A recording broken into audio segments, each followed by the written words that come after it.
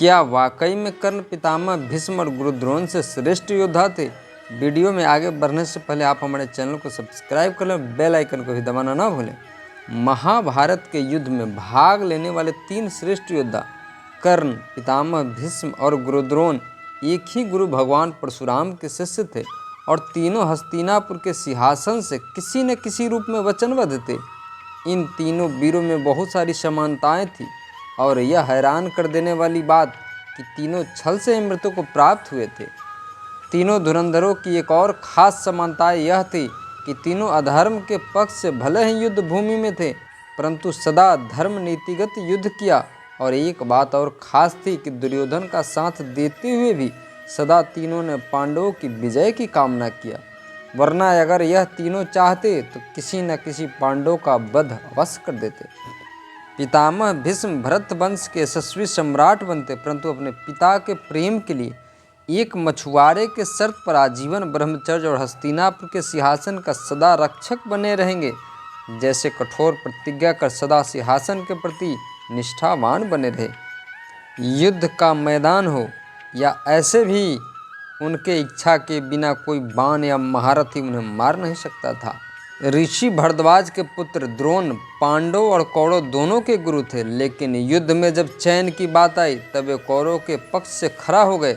इसके 2 कारण थे। एक तो उनके पुत्र अश्वत्थामा का दुर्योधन से मित्र था और दूसरा हस्तिनापुर के सिंहासन से प्राप्त सम्मान के ऋणी थे। पांडवों के गुरु होने के कारण वह पांडवों के हरेक युद्ध रणनीति का तोड़ जानते थे और संपूर्ण अस्त्र शस्त्र के ज्ञाता भी थे।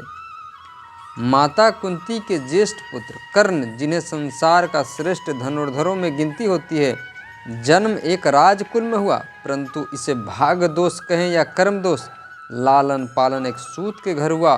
कर्ण जन्म से ही दिव्य थे, क्योंकि जन्मजात दिव्य कवच कुंडल के साथ जन्म लिए थे और कवच कुंडल के रहते उन्हें देवता भी पराजित नहीं कर सकते थे।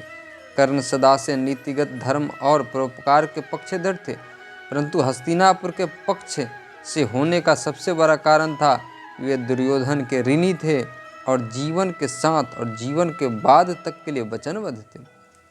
कर्ण, पितामह भीष्म और द्रोण की तुलना की जहाँ तक बात है, पितामह भीष्म और द्रोण उपेक्षा और बहिष्कार का दंश नहीं झेले थे। उन्हें उनके कुल और सिंहासन के नाम पर जिस गुरु से चाहा शिक्षा प्राप्त किया, उन्हें शिक्षित करने से कभी किसी ने नहीं रोका। परंतु कर्ण समाज से दुत्कारे गए। गुरुकुल में द्रोण ने एक सूत के कारण शिक्षा देने से मना कर दिया। अपना पहचान छुपाकर कर्ण ने गुरु परशुराम से शिक्षा प्राप्त किया और उनके सबसे प्रिय शिष्य बन गए और गुरु परशुराम ने स्वयं अपने द्वारा प्रशिक्षित शिष्यों में कर्ण को श्रेष्ठ बताया। महाभारत के युद्ध के दौरान पितामह भीष्म, गुरु द्रोण और कर्ण तीनों ने भगवान श्री कृष्ण के सामने युद्ध किया, परंतु कर्ण की पराक्रम को देखकर भगवान श्री कृष्ण भी कह उठते थे कि कर्ण के समान योद्धा ना कभी हुआ है और ना कभी होगा। दोस्तों, आपको क्या लगता है इन तीनों में श्रेष्ठ योद्धा कौन था? कमेंट कर बताएं और चैनल पर नए हैं तो चैनल को सब्सक्राइब करें, वीडियो को शेयर करें, लाइक करें। तो मिलते हैं एक नई कथा, एक नई जानकारी के साथ। तब तक के लिए जय श्री कृष्ण।